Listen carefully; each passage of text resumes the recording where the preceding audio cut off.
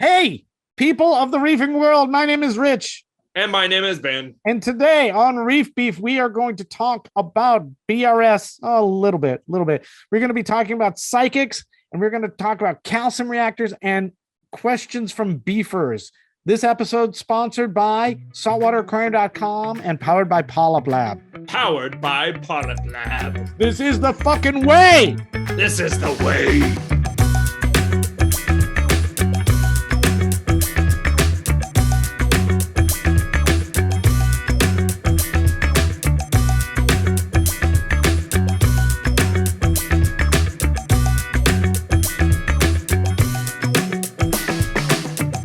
What's going on, Ben? What's going on, dude? Not What's much. going on, Fet? It's been a crazy, with the construction in my house is finally finished. Good. Let me check something. No, yeah, it's finished. It's good. Oh, you're checking the distance? Yeah. And you got to check the range. Yeah. So yeah, not having a staircase in your house is pretty impactful. There's nothing more to fall down. No, right. That's right. So that's all done. Everything's painted. So we're done. I can start new projects now. So that's good. Don't start a project that you can hurt yourself on. Every project I can hurt myself on. That's true. I put nails on everything. Yeah. You should see on the the door that opens on my aquarium. Yeah. I put some spikes on it. Just because you were bored. Yeah, well, I wanted to be, Dangerous. I want to live in the moment more. How Buddhist of you. Oh my God. So I got a shipment from you. Yeah. And that stuff is great. I'll take some video and we'll send it to Snowman and we'll put it up. But you know, it's cool. You and I are talking about this for the first time. So I didn't even get to you yet and said, how did it all go? It went really well. It all arrived in a box. The sun corals, the regular orange Tabastria, they were plain Jane. Those Micrantha were incredible, though. Yeah, the Micrantha looked good. One of them's open, one didn't open. Uh-huh. They're placed really cool. I'm excited about how I placed them. Okay. Yeah, the regular Tabastria are good. One of them ended up being really important for in the display for the way things look. Oh, cool. And the candy cane, what is candy cane actually called? Calastrea fricata. Calastrea. That's perfect. That's exactly what's right. So I'll take a quick video of the tank and show you everything and how it looks, because the tank is looking good. God. The dendros look really good. Cool. They're coming back. They're happy. They look pretty happy. A second ago I said, my God, and why? I kind of interrupted you. Why did you? Because of the weirdo that I am, I realized that for so many years I've been saying Calastrea, but then you say Astrea. So why in the hell would you say Calastrea, like cauliflower? I think that's why I was doing it. Because you're from Texas? Probably. It's a dead language, man. You can pronounce it. It's only conventions. You pronounce it. You do you, baby. Absolute law. Yeah, exactly. You want to call it Calastruma? Go ahead. So what's going on with all your stuff? Stuff's pretty good. I mean, during the construction the last 3 weeks, I've been kind of neglecting everything, which is really good. Stuff looks really good. I got to clean all these tanks. I made some frags because I had to. Those needle nose pliers, man, I had to clip a piece of that Micrantha after I had glued it in. And when you use bone shears, I'll have to take a video of this next time I do it. When you use bone shears, the whole colony gets rocked, right? Yeah. With these needle nose, with the long needles, it just pops it off and doesn't rock the whole colony. It just pops the frag right off. I gotta see how you mounted those Micrantha, because it's just a teeny tiny base. But you didn't. Did you do super glue? Yeah, I mounted one upside down. You're like a wizard with that. I am a wizard with super glue. I'm pretty proud of my super glue-ness. But you do, so the listeners will know too. You do it. It's not. I don't think it's particular to you, but you get a base of super glue down on an area, and you super glue the what you're going to glue as well. And you'll kind of push them together, pull them apart and push them together, maybe even squish them more, because that's what I was doing wrong for all these years is I would just put a big glob of super glue on the item and squish it down. But it would never, you know how it just doesn't, I didn't realize that super glue sticks better to itself. Yeah, I actually may have pioneered that. I may Really? not have. It may have been somebody else it may have been come up. What the fuck? It's because you're from California. I'm not. I'm from Mandalore. That's true. Somebody may have come up with it as well, coevolution, but I remember doing it, and I wrote an article in Reef Hobbyist magazine about it. I called it priming the surface because I was having a problem. You know, it sucks. And then I realized, wait, if you prime it, super glue sticks to super glue much better than it does to anything else. What year was this? This was 2008, 2010. I wonder, did someone make comments down if Richard did not pioneer it? That article is still there. That's your claim to fame. We'll put a link to that article. Cool. So, you know, I used to you can do big rocks with the priming method. See, I'd have to see that because I heard you say that, and I have never done that with super glue. Yeah, you get your hand all covered in glue, but so what? Yeah. So one of the micranthas upside down. It looks great. That is awesome. And it's really easy. It just took seconds. Took a minute. It's just Tubastria micrantha. It's just so evil and wicked looking. And what I love about it too, when I was taking it out of the bags, you know, in regular light, it just looks like a dark black, but maybe with like a tint of brown in it. Yeah. And then when I passed it under the blue light, the whole thing just turned this eerie, like Halloween green. Yeah. And you don't. So it's a non-photosynthetic species. It's not the easiest one to keep. You know, regular Tubastria is much easier. Mm-hmm. And if you handle it too much, you fuck it up a lot. Yeah. The micrantha is the one that grows in huge chandelier kind of colonies, bigger than Matt Wandel. Holy crap. Whereas that's the same thing with Matt Wandel. If you handle him too much, he gets all jacked up. Yeah, your hands get all covered in red. Yes. If you handle him. Ginger ale. So it's a really cool coral. And I'm sad that I needed an infusion of it, but some of the ones that I've had for years and years were not doing so great. So. And you said you already got one of them to open up? Yeah, one of them opened up the first night. Wow, I mean, I felt kind of bad. It's the way that I think about a lot of fish when they go through the chain of command. I feel so bad. The different species that are such timid eaters, they just go through that whole chain, and it's like, you know, you're just waiting for it to, like with the micrantha, you're waiting to get it settled down so you could get it open, so you could feed it, because it's just been starving for God knows how long. Yeah. Yeah. So something interesting happened with my calcium reactor I thought we could talk about. Yeah, go for it. You know how I love the reef Sherlocking. Yes. It's kind of my favorite thing is how do you diagnose a problem when it's happening? So Snowman will put the graphic up, but you looked at the graph. This is a graph of my calcium reactor's pH, and you can see it goes along forever. Really nice. You know, there's some ups and downs. It drops a little where I adjusted it, comes up again where I adjusted it, the set points. And then, you know, it's all around 6.4, 6.5, and then it goes insane. Yeah. And it drops down to like 6 and up to 7 and down to 5 and up to 7, but like fast. It's like cycling really quickly, like, you know, several times an hour. It's not even a slow graph. It's quick. It's like jacking up and down in the pH in the chamber.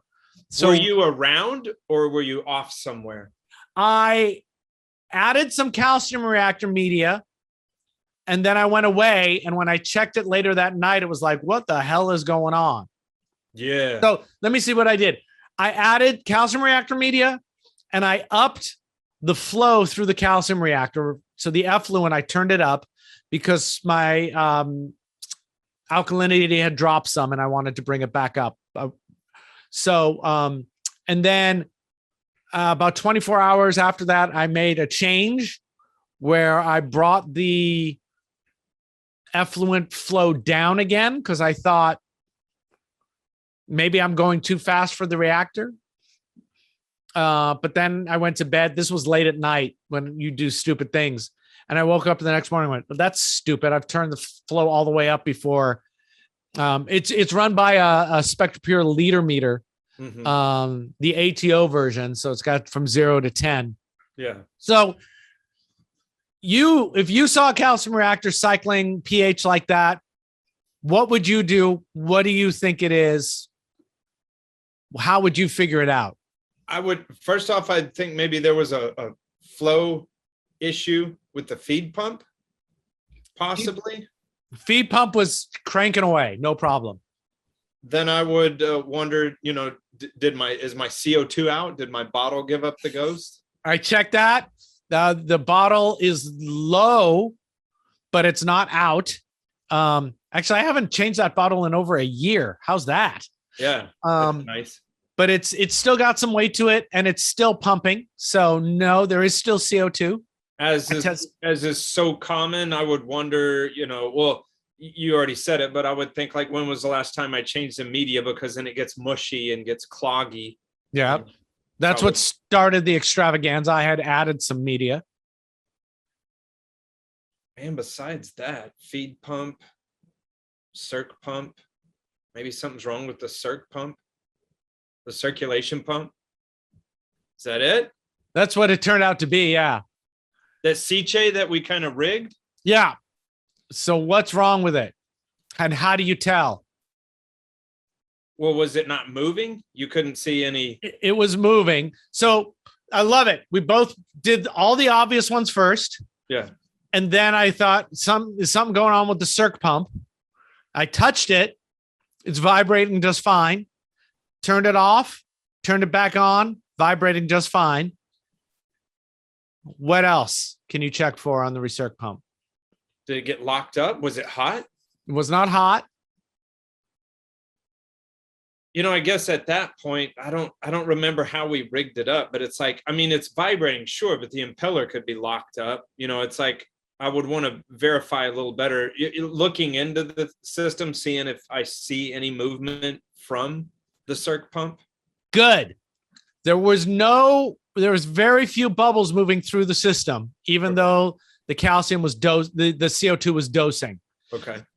So I pulled the recirc line, right? So that's the line that goes from the top of the reactor that's supposed to suck up excess CO2 and retrain it into the water. Yeah. And usually when I pull that off, it just sucks air like crazy. Was not sucking air. Uh-oh. I blew through it. I could blow through it just fine, but there was not a lot of but it wasn't sucking. So I thought, and also I realized at this point that it wasn't making noise. Usually I hear the CO2 going through, you know, go, yeah, and it was quiet. So I was like, I know what happened. I know exactly what happened. When I added the media, some of the media went into the recirc pump intake. Uh-oh. And was constricting the recirc pump so it wasn't recircing enough. Yeah. And so you went in there and you found little. I went in there. I've got two unions that hold the recirc plumbing chain on. And I took that off, shook it out, and a whole bunch of media came out. Knocked it out. There was some jammed in a little bit above the impeller. None of it got to the impeller. I put it all back on, and whoosh, all of a sudden it's sucking air again and making noise. Here's a question though. Shouldn't you, when you do refill your reactor, shouldn't you turn off the recirc pump? It wouldn't have mattered. The recirc pump, I mean, I don't know. I think maybe the recirc pump isn't really powerful enough to suck gravel. Yet it did. No, it didn't. I poured it in, and when I reseated the lid, I'm sure I just pushed, because the lid's got that stem that sticks down. Yeah. I'm sure I shoved that down and it pushed the media up, and then it could fall into the recirc pump. Okay. And you can't really put Actually, I just thought of a way to put a strainer on there, which I may do to keep this from happening. Look at that. Thoughts in real time. Yeah, I put I'll print a T and put it on there. Because Man, you can't. You sure have lots of adventures with that calcium reactor. Yeah, well, I keep adventures in calcium reactor. This is the cool thing, I think, is that it's never the same adventure. I think if you do right, I always say if you fuck up your reef the same way twice, that's on you. That's you were lazy. You did something wrong. Aren't you honing in? Isn't it gonna about to be like the ultimate calcium reactor? Because pretty good. It's like the $1 million man. But I mean, it was like for me, because we were out, we did something late at night. That's why I was like not thinking right. The next morning I woke up and it took me 4 minutes to diagnose it. I've been through enough with calcium reactors. So it's like ding, ding, ding, ding, ding, ding, ding. It's got to be this. And I'm certainly glad I didn't have to take it apart because I hate emptying it. Yeah. What else I did, which was fun? I usually just turn on the feed pump and let it fill itself up again. I was like, I don't have time for this shit. And so I took some water out of the tank and just poured it in and filled it up. Yeah. That's what you should do. Usually I just let it fill up by itself and let it take its own sweet time. I was like, I don't got time. I got to paint. I got to paint. So you can see in the graph, once I figure it out, it gets all back and it's back to normal. And now it looks like seismic activity. Yeah. Yeah. And now the alkalinity is back up. Oh my God, it dropped to 7.6. No. What you need to do is peg the needle so it goes way high the other direction. Nothing seems to have taken any kind of hit.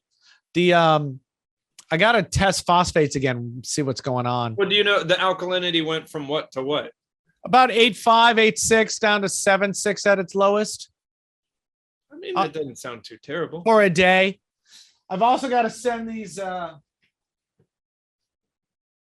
water tests out. I keep forgetting to do that.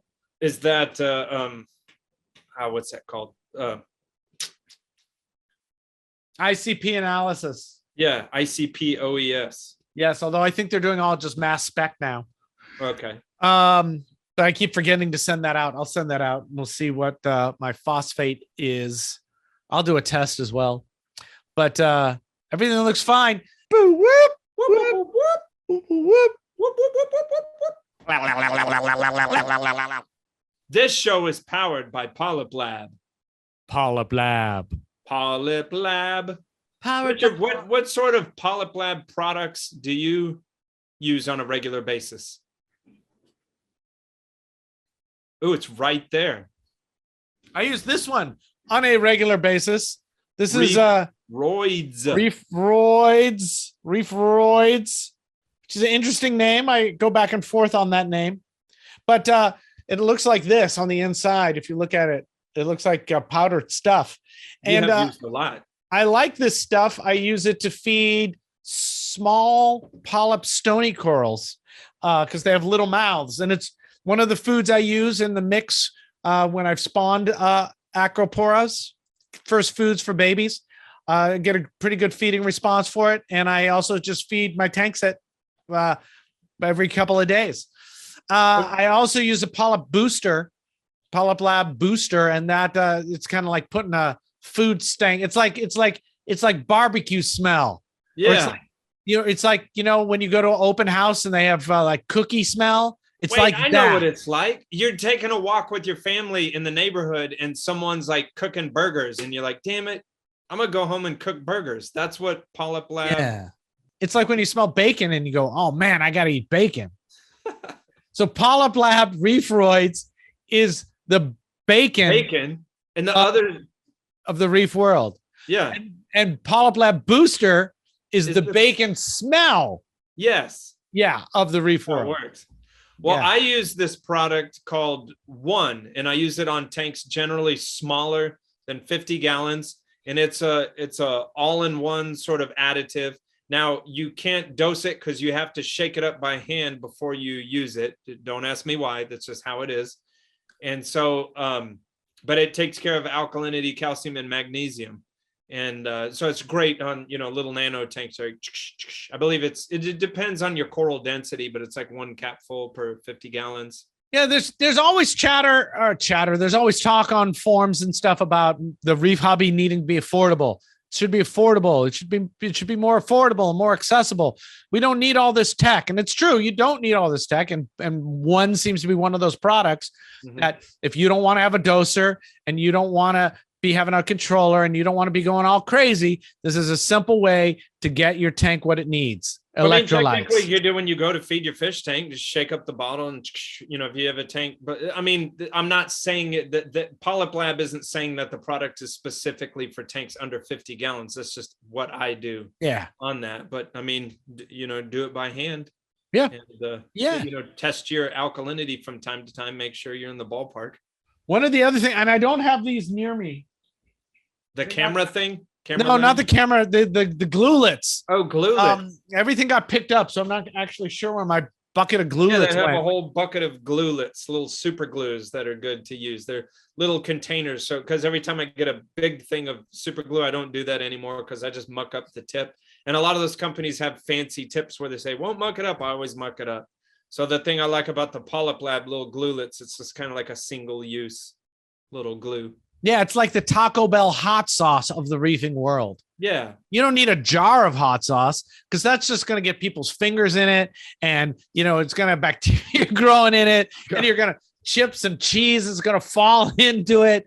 So what you want is a little single use hot sauce. Basically, fresh and good.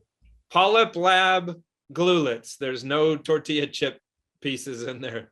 Tortilla chip detritus. There you go. You can see we're trying to get them to re-up their sponsorship. Yeah. So we thank them for their sponsorship very much so. And we like the products that we like and we talk about them. So thank you, PolypLab, for powering our podcast. Thank you, PolypLab. Boo, whoop, whoop, whoop, whoop, whoop. Oz on some of the forums is interested in my tank because he wants to see how designer acros do in my tank. So I've got a piece of Hawkins Echinata, right? Oh, he's just sending them to you? No, he sent me a piece of Walt Disney. Mm-hmm. So then he was asking me how Tenuous does in general, how Hawkins, how Pearlberry does, and how one of the dragons. Red Dragon, whatever. And they're all doing really well right now. So really, I got to take some pictures. Yeah, they're growing. Colors. I don't know. I don't see colors, so whatever. I just buy. There's corals. A lot of people out there that have crazy designer acros. Yeah, I buy corals that I like, not corals that have great names. I see a lot of pictures of the corals that are the designer ones, and sometimes they just look like corals. I don't get what's so exciting about them. Yeah. I'm going to be in a grow out contest. Really? Where we get a frag and then we see how it does. This guy Oz wanted me to do it as well. You know him. He's bought us a bunch of beers. Who is that? Oz. Oh, okay. Yeah.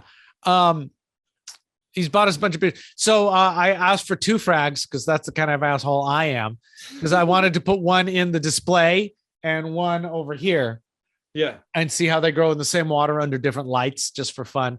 But he wants to see how these corals do with my parameters versus other people's parameters. So that'll be fun. And then people are coming to get a bunch of frags of that blue stag on Saturday. What do you mean people? What about me? Well, you could come over anytime. I'll just walk over. Oh, and Aaron's supposed to come over too. Really? But this in the local club, Bay Area Reefers, a long time ago, we started a program called Don't Break the Chain, which is a program really to bank your corals. Oh, okay. So That's always smart. You've got a cool coral. You want to make sure it's around. So if yours croaks out, you can get a piece of it back. Yeah. So the program is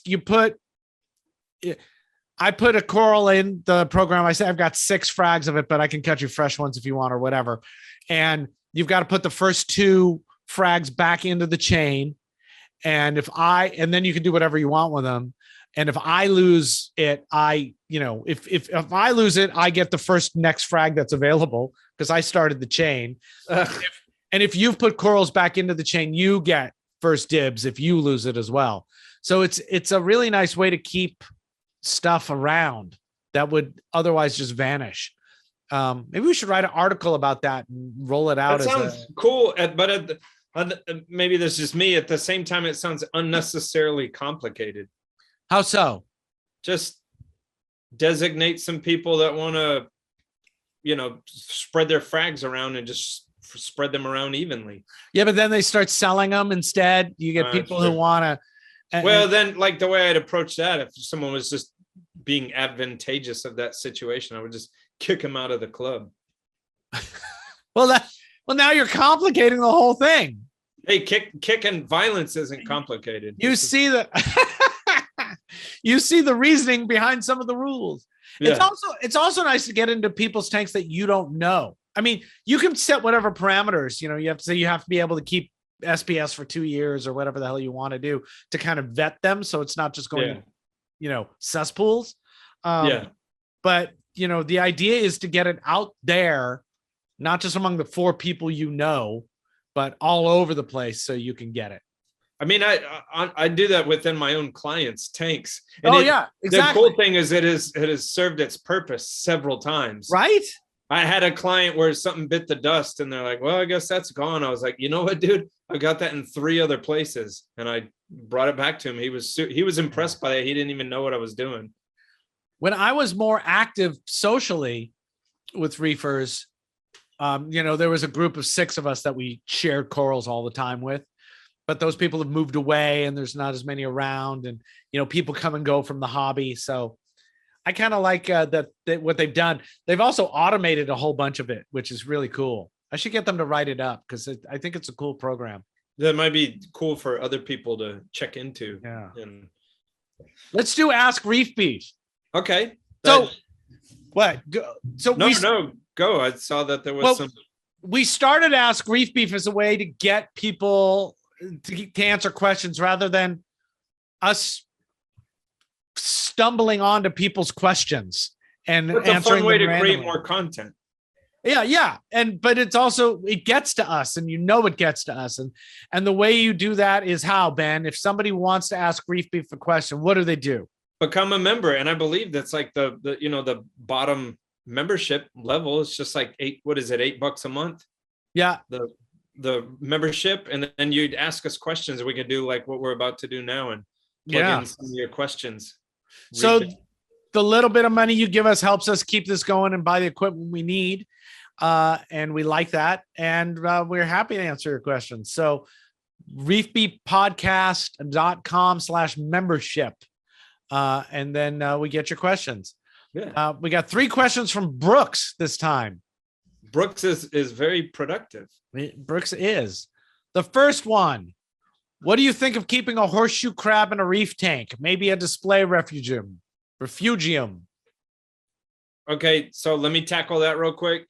Tackle it, baby. I want to having worked in stores for so long. I just hated seeing horseshoe crabs come through because they were so disruptive to the sand bed, everything you had going on. And someone tell me if I'm wrong, but to me, there was just like a huge one where I was just, when I then became in charge of ordering saltwater creatures, that thing never came into any store I worked at. It's a curiosity and oddity that you have for a little bit, and then it dies for your, I try to stay away from that sort of stuff because I feel like we're evil people, like putting stuff in a box and we're like, dance, and I don't like that sort of scenario. Yeah. And horseshoe crabs, as far as like, what are you going to grow it up to what are you doing? Because they get huge. It's like those flame scallops and Christmas tree corals and, it's just in the orange sponges and stuff. There's all stuff that you have temporarily. Christmas tree worm rocks, things that you have temporarily that just bite the dust. Yeah. And I don't like that kind of stuff. That's good. I'll add one thing. They eat everything.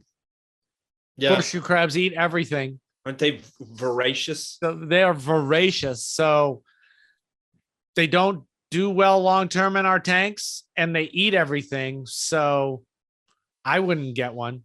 I'll tell you what, for 2 days, they'll stir the hell out of your sand bed. They'll eat everything in your And sand. they'll die. Yeah. I've never had one, and I've loved those things since I was a kid. And what's the deal? They have blue blood?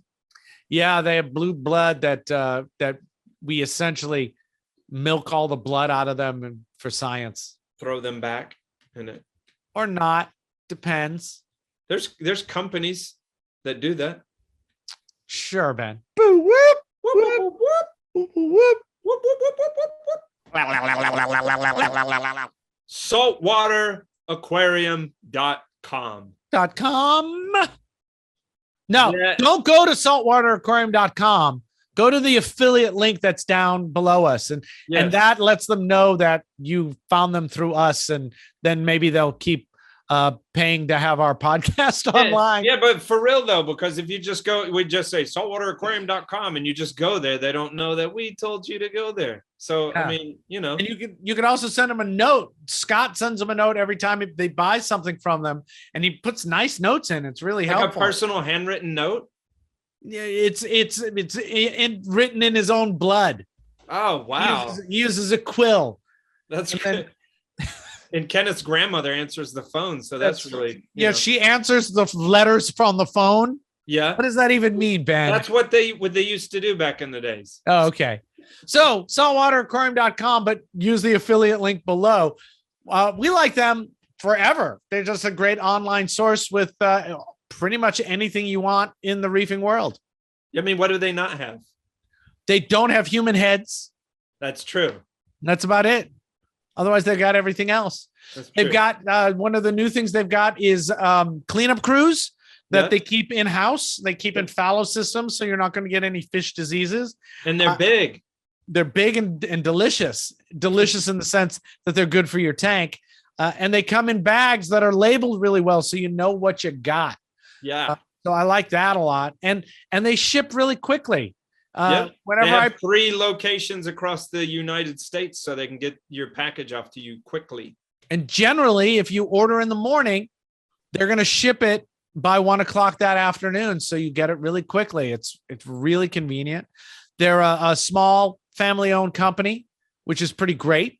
And I like them. I used them before this podcast even existed. So, well, they do cool stuff.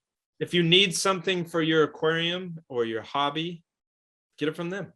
Yeah, and they give all kinds of discounts to service members, to first responders, 5%. Healthcare workers.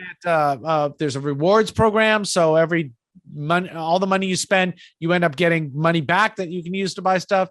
You can get free stuff if you just ask them for free stuff. They'll put some free stuff in your box. They're pretty fun. They're a fun company. If you can text them with questions, and they've got operators standing by to answer your reef questions. You know, I'm going to say a beefer should make an order from them and ask them if they can send them, like, those pickles in a bag. Yeah. I wonder if they would send them a pickle in a bag. It's just, call me crazy. I'm just wondering if that's a thing. You're crazy. Okay. What else do we need to know about saltwateraquarium.com? Or what else do They have an online forum that you What about can it? ask them questions. And Yeah. you can converse with them and figure out what you need exactly. They'll help you, probably help you make decisions on pump sizes and skimmer sizes and stuff like that. You can interact with them on there. They have articles, a couple of them written by me, unfortunately, but it's there. If you got questions, they'll answer them. If you need products, they got them. So saltwateraquarium.com, check the link below. And thanks for being a sponsor, saltwateraquarium.com. Thank you. Boo, whoop, Whoop, whoop, whoop, whoop. whoop, whoop. Whoop, whoop, whoop, whoop, whoop. Hey, let's see. We have another question from someone named Brooks. Oh, wow. That's new and original. Hey, I feed my tank baby brine shrimp every day, usually between 18 to 22 hours after putting the eggs in the hatchery. I've read that they're not healthy for fish in the long term, similar to junk food or candy corn. You motherfucker. Candy corn is so good for everyone all the time. You know what? And I didn't do this on purpose, but I'm like wearing an orange shirt on an orange background, and that made me think of candy corn. I don't know what the hell I'm doing because I'm the one that hates candy corn. Candy corn is delicious and good for your fishes. Candy corn, aka old toothpaste nodules. Whatever, man. But I've also read that they're healthy if they're freshly hatched. Which is it? I want the truth. You can't handle the truth, Brooks.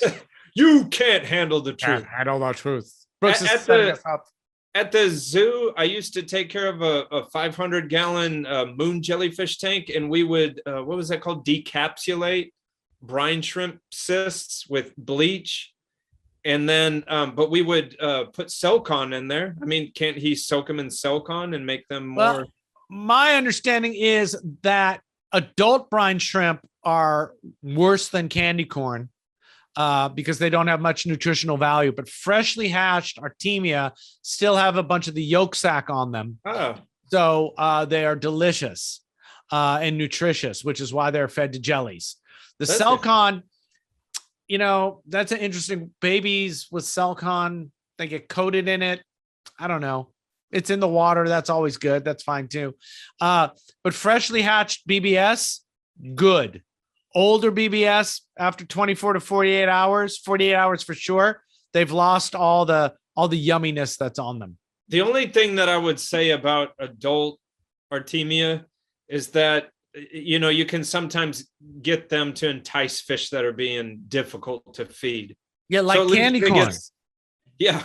Man, I would rather die than eat candy corn. I hope. But I mean, at least if you got something in their gut, and sometimes it's just the movement of the Artemia, and they'll hunt it down, and it's like, okay, now eat mysis or eat, you know, anything else. Yeah, the trick with getting fish to eat is getting them to eat. Get them eat anything. It doesn't matter what it is, even if it's brine shrimp that's just not really doing much for them. Get them eating, and then they're more likely to eat the stuff you want to feed them. If you try to starve them and only give them the food you want them to eat, anecdotally, you end up with starving fish that don't eat anything. So it's better to get them eating. I've always been amazed by that, keeping fish, and you'll just, you know, you get the new fish and you get it at home. You're like, oh, I got the blah, blah, blah. And you feed the tank and food is literally hitting it in the head. Yeah. Like, I don't see any food. And it's like, dude, all your friends are eating it. It's literally hitting. You're having to push it out of your mouth because it was in the, like, eat food. But some fish just have a hard time making that transition. That's a good thing about quarantining new arrivals for observation is that you get them eating the foods that you're feeding, and then you put them in the tank and they do better faster. Yep. Yeah, that's a good thing. That's I know when I'm buying fish, I usually, if I'm buying them online, I will sequester them for a while, probably in that tank up there. Oh yeah, that's my QT tank anyway. But because that water goes to drain, it doesn't go to the rest of the tank. Yeah. But you know, if I'm like at Aquatic Collection, they do a cool thing. They write the date that the fish came in on the tank. So first of all, I know how long it's been there. So that's good. If it's been there 2 weeks, it's probably eating. And then I'll have them feed it for me. And if I see it eating, then I know what it's going after, and I feel better about getting it and putting it right into my tank if that's what I feel like I'm doing. I mean, that was common when I worked at stores. People that knew what they were doing, they're like, can you feed it? And it was like, I mean, always. Yes, of course. Yeah. There was always a caution to say if someone wouldn't feed the fish, then, you know, find a new store. And I could never understand why an employee would not feed a fish. Like, right? Oh. I mean, if I was in charge, I would like fire them. Like, what is your problem? Yeah. Before we took our daughter home from the hospital when she was born, I was like, feed her. I want to see her eat before she comes home. I want her to eat baby brine shrimp, not that adult crap. Yeah. And they fed her another baby. It was weird. Really? And she just like unhinged her jaw. Yep. Just swallowed it. Then she laid on a heat rock for about half a day. In an incubator. Man, baby's eating babies. Yeah. then she climbed into her water bowl and took a big dump. Yeah. Hey, we have another question from Brooks. That's crazy. We haven't heard from Brooks in a while. What do you guys test for on a regular basis, and what test kits do you use? Ben, do you test certain things every time you are at a client's tank? So Okay, Ben, you go first. I was about to out myself and just make a mockery of it because it depends what's going on. But I mean, if it's just a regular day, now there is one thing that I will check quite frequently is alkalinity. Okay. So I will do that. I almost never check phosphate. I almost never check nitrate. I will occasionally check magnesium, but it's not once a month. It's like twice a year, maybe. You know, that's kind of like do as I say, not as I do, because, you know, if you were asking me for advice, I would tell you like buy the book. But really, when I'm doing all the stuff, it's like if I don't perceive a problem, I'm just doing, I tend to have tanks for a long time.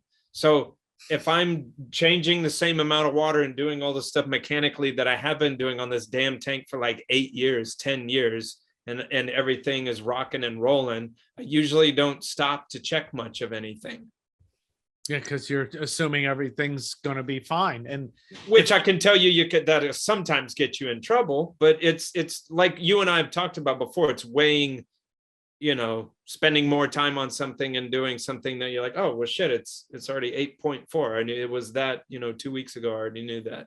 Yeah. Versus, you know, just you maybe it sounds like hocus pocus bullshit, but when what you do for a living is stare at corals, just the tiniest thing can make you think. Yeah, I'm not just saying like glance at a tank, like looks pretty good and walk out the door. I'm saying those of us who stare at corals all day, you see one polyp close and you're like, uh-oh, what's the deal? You know, so if I perceive something's going on, I'll test those stuff. So they asked what type. I do like Hannah checkers for a lot of things. I sometimes like Salifert. API is pretty good for some things if it's just a quick test. Elos has, I've used Elos before. Has some okay ones. Yeah, the usual suspects. Right on. What do I test? Alkalinity, but I only test alkalinity because of the Trident is what I've always wanted. You know, when Jim first made the alkalinity tester, Jim Welsh made the prototype. I was like, give me one now. And I ran it for like a year and I was like, this is the thing I've wanted forever. So actually I've been automatically testing my alkalinity for 2 years longer than anybody, I think. Yeah. Because I had one of the original ones and I was like, you can't have it back ever. Until they finally came up with the production model. And I was like, okay, all right. Which was better because then that could control my calcium reactor. So anyway, alkalinity I test with the Trident. Then the Trident also tests calcium and magnesium. I don't really look at those that much. That's an extra thing. I like the magnesium because it can tell me if my salinity is going crazy as well. I test salinity a lot. Oh, I test salinity obsessively. That is one thing that I test for. I trust my Apex to let me know if there's a significant difference. So I'm not pulling out the MESCO or the refractometer that often anymore because I'm actually running a couple of probes. So I have to see 2 or 3 probes change radically. But salinity is important. Alkalinity is important. For salinity, I use a refractometer, a VG, and I use the MESCO because I like the MESCO. It's a little more expensive, but it's plus or minus 1, whereas like the Milwaukee is plus or minus 2. I want to sort of get that out there because that was all a conversation I had with you and then also Boomer and stuff like that. Those are my 2 favorite ways to check salinity is that VG refractometer, and we'll put a link in the description for that. And the deal is because that company consulted with Boomer about how to make a more accurate unit. And so instead of testing it on natural strength seawater, they test it on artificial seawater. So it's just that much more accurate. In my opinion, and anyone could correct me if I'm wrong, but as far as refractometers go, that's got to be the most accurate one for our purposes. And then I carry around the Misco, which you gifted to me. And dude, I use that thing like 30 times a day. Yeah. You calibrate it every time or just once a day? I actually calibrate it every time because why? Because it's easy. Yeah. And now I'll calibrate it at each client is how I put it. But if I had to consult because what I do is that when I first get to a client, I check their salinity and then I check their water that I'm making there. And then I may need to adjust up the water and, to see what I'm doing. And so I've used it at each client, but then I go to the next client and I recalibrate it with RODI water again. Yeah. But it's just rocking and rolling. I calibrate the VG and the Misco every time I use them. Yeah. So I know that they're kind of in sync.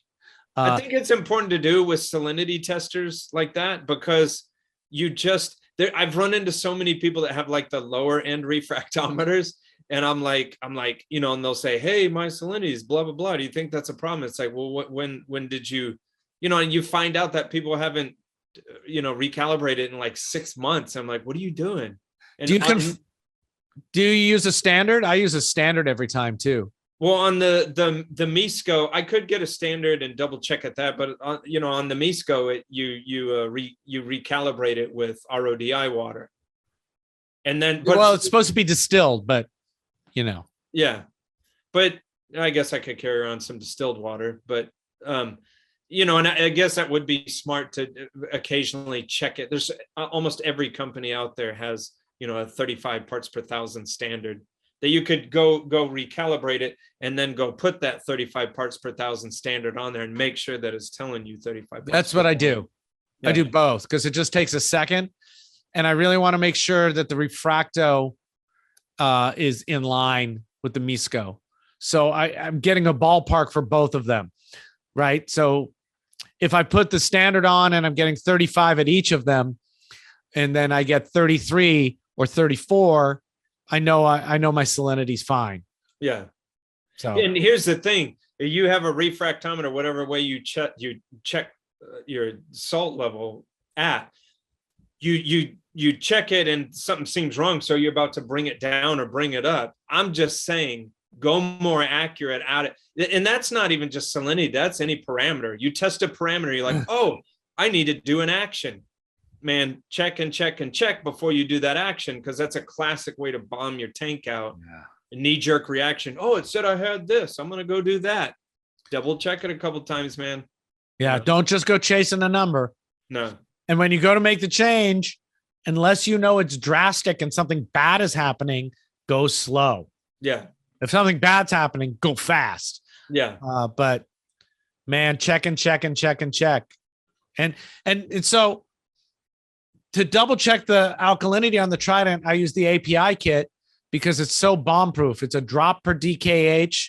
Boom, boom, Elos is like that. At first I was mad at it, but then I realized like I didn't really need to know. Oh my God. Much. People who are testing the 8.653. What are you doing? You want to know it's between 8 and 9. That's, or 9 and 10. Stop with the Mickey Chickapoo. It's just you especially with a titration test, you're just going to make yourself insane. Just and for me, technically, that's all I wanted to know. I genuinely keep my stuff in the 8s. So as long as I know it's in the 8s, I'm fine. Yeah, that's what I think as well. And then the other things I test from time to time will be nitrate and phosphate. And for that, I use the DR800 from Hawk. I have to actually get new reagents for that. Mine are expiring. That's what we test and what I like to do. So there. And if you have questions and would like to hear us ramble about stuff. But I mean, too, like beefers, you can't let Brooks have all the fun. Yeah. Try to give us a question that'll fuck us up. Yeah. The horseshoe crab almost made me cry. I could tell by that little tear running down your leg. No, I thought you were like the little tear that I got in prison. No, I'm saying you're peeing. I peed. Reef Beef podcast /membership. Ask us whatever you want. We're happy to answer the questions. Actually, we like that. It's really fun for us. Yep. Creates Yeah. content. Ben, tell us about your psychic. This might turn out anticlimactic because it's a short story. Way to start a story. Hey, this story might suck and it's really short, but I'm going to tell you anyway. Sales pitch too. You don't want to buy this, do you? Well, fuck no, not if you put it that way. No. No, so this was, man, what was this? Maybe 10 years ago or so. I had a client that I had for like a good 2 years maintaining her reef tank. And hold on. You can't stop a story once it's started. Hold on. I want to get in the right mindset. Are you gonna Boba Fett it? Yeah, I might just take a nap and you won't know now. Yeah, like if you start snoring. Okay. No, and so this is a totally serious story that's totally ridiculous. But this lady was her husband was a construction boss, not like a worker. And she had a little building where she was one of those tarot card reader psychic people. And I'd been cleaning their aquarium for like 2 years. And I came in one day, or I knocked at the door like I always did. She answered the door and she goes, "I'm sorry, I'm going to have to let you go." And I was like, I don't understand. And she said, "You know." And I said, "I'm sorry, I don't know." And she goes, "It's not something you did." She said, "It's something you will do." And if not, if I hadn't been so like frustrated that, cleaning an aquarium for 2 years, I would have just busted out laughing. I did laugh on the way driving home after I was done being upset. Because I was like, I really fucking got fired by a psychic for something I didn't even do that she knew that I was going to do. And maybe she was right. Maybe I shouldn't discredit her. Maybe she changed the trajectory of my life. Maybe I was going to do something. Yeah, I think that's good. I think that's the way. That is the way. But I want to ask the beefers out there, like, am I the only person that's ever gotten fired by a psychic for something I was going to do in the future? I want to know why she hired you in the first place if she's a psychic. Yeah, I mean, didn't she know? Maybe it's like a creeping veil, like she can only see to a certain limit. The creeping veil. That's the name. The creeping veil. I don't know, man. It was very confusing to me. I got back in my car and once I was like, man, what the fuck? And then I just started laughing uncontrollably all the way home. Wow. I'm going to move fully to psychic testing on my tank. Really? You're going to tell us what your nitrate will be? I'm just going to have someone throw the tarot cards for it. And get a tarot reading for your cards. Fuck, we should make a Reef Beef tarot reading. Tarot deck. Yeah, people will call in. They're like, "Oh shit, Brooks, dude, I'm just saying, don't do that water change. Don't do it, man." Or we could also make a custom deck of reef stuff. So when you flip it over, it's not like the hanging man; it's the horseshoe crab or whatever. Yeah, it's the Dr. Seuss fish. It's the clownfish. Acro eating flatworms. Yeah. Oh my god, a tarot deck for your Reef Beef tarot deck. Let us know, beefers. Do you want a Reef Beef tarot deck? We could sell the shit out of that. For real. If we were total asses, oh my god. Just if. Well, we're kind of sons of bitches. We're not really assholes. You know what I mean? If we were assholes, don't ask my wife. She says I'm an asshole. Well, that's a whole different bailiwick. That's a horse of a different color. If we were bad people, I mean, we know how to sell products that don't do anything that would make us money. Yeah, but wouldn't a tarot deck be totally that would be totally, transparent. But no. But how much intersection is there? Is there any beefers that really That's true. Readings? Beefers probably not. We'd sell it to the non-beefers. There's one beefer out there. It's like, I do the tarot. Oh, there's 20? Odds are there's more. Really? Let us know. Let us know in the comments down below. Do you do the tarot? Yeah. And do you use it for your tank? And how do you use it for your tank? Oh, tell me what my nitrates are going to be in I've 2 got to months. do a water change. The Hanging Man. I only know the Hanging Man. That's the only card I remember. The lovers, the star-crossed lovers. Lovers. That means that everything's good in your tank. Yeah. Oh God, we should really do that. Yeah. That's really funny. So you got fired is the option. Is all I'm going to take away. Yeah, but I hated that tank. It had, I mean, but this was 10 years ago, but it had halides on it. But LEDs weren't that big of a deal yet. If they were, I think at that point they weren't even anything yet. It wasn't there yet. But and the tank was too skinny and long, and they weren't rich. And hey, the only thing that I've got left on the list to talk about this week is there's a lot of chatter about bulk reef supply being bought by what is it called? What are the I can't even remember right now. Something group, yeah, by a venture capitalist group, right? And a lot of people. That's how I feel. I just don't give a crap. I just made a huge. They have wholesale now. Beefers are like beefers that are in the know are going to watch this. It's not true wholesale.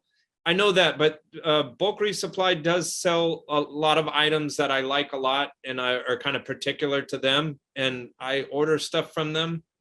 I do. I just made a big giant order from them.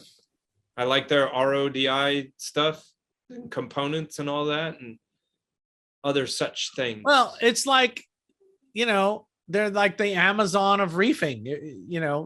Saltwateraquarium.com is better though, because they're our sponsor. Yeah. At least we're so transparent about that. We're so transparent about that.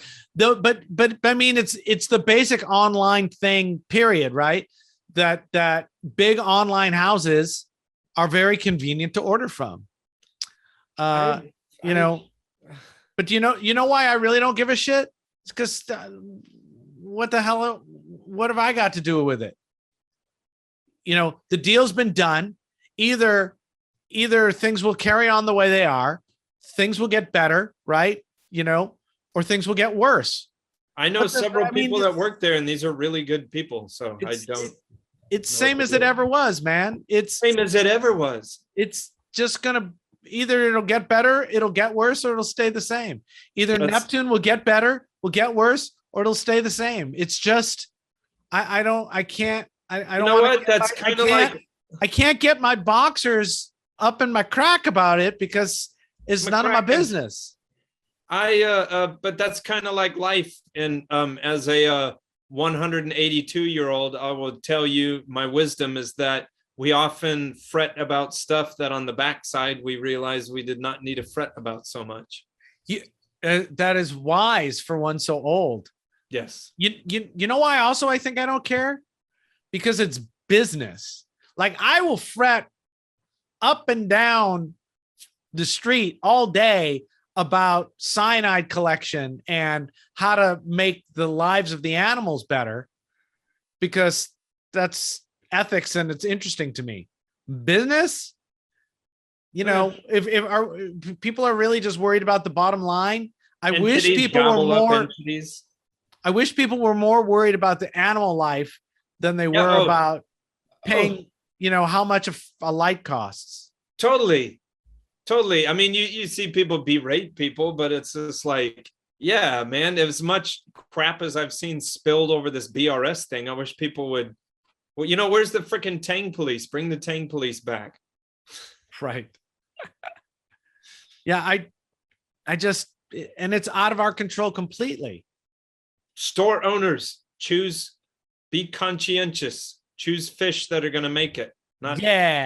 Quit killing shit. Yeah. And people who go into the stores and buy stuff, make educated purchases. Don't just go in there, go, ooh, shiny, and go home and say, oh, it gets the size of my house, or it eats things I don't have, or just, the stuff doesn't grow on trees. Be smart. Be smart. What, you got any beefs? Anything bug you this week? I think something bugs me every day. I'm still doing these 2 installs. Normally I'm doing 1 install at a time. I'm doing these 2 installs. One of them is like what I consider completed, and I just put animals in there today, so I was super excited. That's not a beef, but okay. Well, here's a little bit of a beef to go along with that. So a long time ago, well, not a long time ago, months ago, I broke down someone's tank and they gave me all their fish. Well, they had these two fire clowns. Oh yeah, Fire okay. clowns? It would what is that? Epiphanous or Whatever. what is that? The tomato clown, that body shape? What is that genus? Tomatoensis. But so I mean, these are rough and tough clowns. So Rough and tough. I put them in my house for a while, but every time I reach in my damn tank, these are these types that like bite the webs of your fingers, and I'm just like, so here's my beef. I turned over a leaf because so it's a brand new system that I set up, and I'm like, when you get that, you like get excited because then you're choosing. My clients don't generally choose what goes in there. They may nudge a little bit or say, oh, this would be cool, but they leave me alone. And I was thinking, oh, what cool fish, what are this, what are that? You know what? I put those clowns in there because I felt they're clean and healthy. I've had them for 6 months. They're perfect, they're hardy. And even though they bite me here, now they're gonna bite me there. And I guess that's my beef is everyone, and that's subjective. People are gonna do what they're gonna do. I'm not admonishing you, but like, people are like, oh, I got this designer clown, I got blizzards, I got onyx, I got, ultra Picassos. The old school shit, regular shit, the shit that came out of the ocean is still cool shit. All right. Do you even care about my beef? What do you want me to say about your? Oh, Ben, that's the best fucking beef I've ever heard. That's Ben, you're so nice letting those asshole fish go in your new Yeah, tank. that's so great. You found you dumped off some shitty fish on a client. Oh, what a beef. What a fucking beef. You are, wow, what a man. Thank you. All right, what's your beef? You weren't going to ask me about a beef if I didn't ask you to ask me. No, I was. No, you weren't. I was talking so much, I was still drawing breath. Okay, what's your beef? My beef is this is a stupid beef.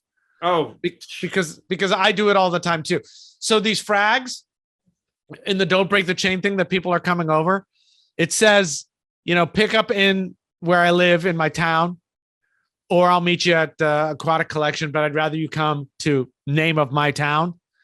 I don't know why I'm being like, ooh, I'm not saying where I live, whatever, my town. And so I start getting messages about it.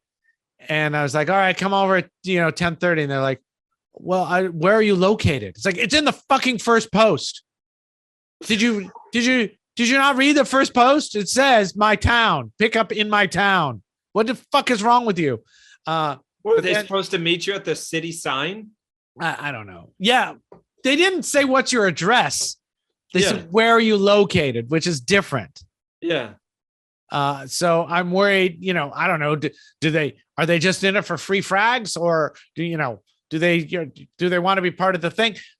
But the reason it's so stupid is because I don't actually read shit either. So I ask the same kind of stupid questions. Well, what if you run into that one person that's going to kill you and use your skin as a costume? It's the same with the BRS thing. What am I going to do about that?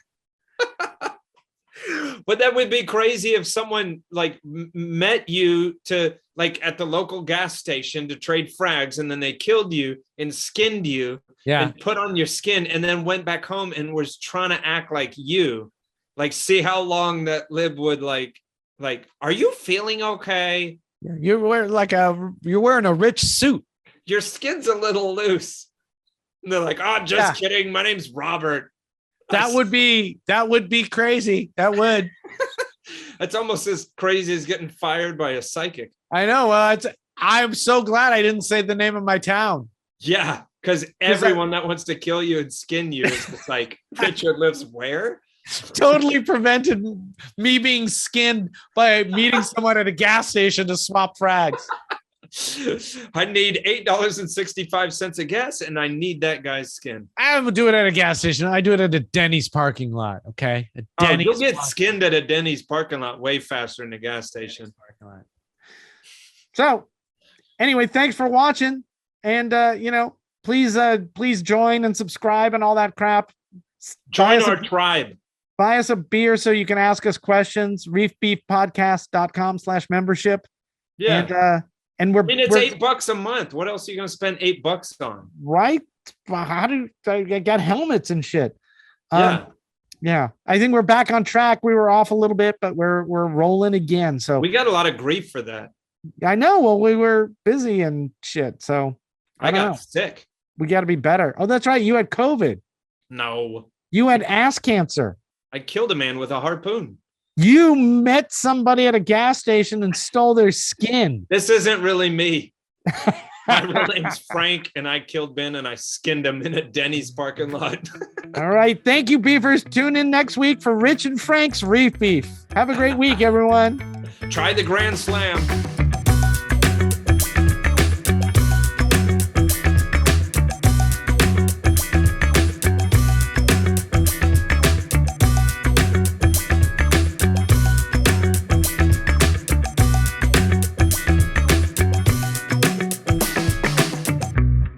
How is it talking to me with no facial expressions at all? It's great. I like it better. Do you? Just so I can't see your goddamn face. Fuck you, bitch. I like your battle damage. Thank you. So this helmet's not going to work out for a long time, is it? This is No, I think it's, I mean, you know, I'm digging it, Boba. You gotta but it might get humid in there after a while. Is there any, is there central heating and air conditioning inside of it? Oh, but look, I can keep. I'm totally looking this way, but my helmet's looking that way. And see, that's the thing. Like, I would never know. Yeah, that's what I But told you. if you don't keep it as a helmet, you can always store pickles in it. I store pickles in it right now. Oh, they're in there? Oh, Oh, of course. like a free lunch. It's a fucking delicious lunch of freedom. Freedom's kind of hard to do without pickles. Yeah. Yeah. And I got to take this off so I can see what's going on. Oh, there we go. All right. Now I'm just a regular person. That's it. You're not a Mandalorian anymore. Yeah. In my heart. Yeah, it's true. Oh, wait, you took your helmet off. Don't they? Yeah. They don't do that. Well, this is the fucking way on a podcast is you take your helmet off. Look, and now I'm wearing this ascot. Yeah. You're Like what was that from Scooby-Doo? Fred. Yeah. A Reef Beef ascot. Oh, hello. Yeah. I hope we said fuck like in the first 30 seconds of the podcast. Yeah. Fuck it all. Yeah. What do you mean shit? This show, what do you can't just Sorry, it's okay. oh, your left. No, you're right. Your other left. That's definitely this show is powered by PolypLab. Do you have anything constructive to add to this PolypLab advertisement? Apparently, Richard's stroking out. I know why. Okay. All right. I'm okay. I'm ready now.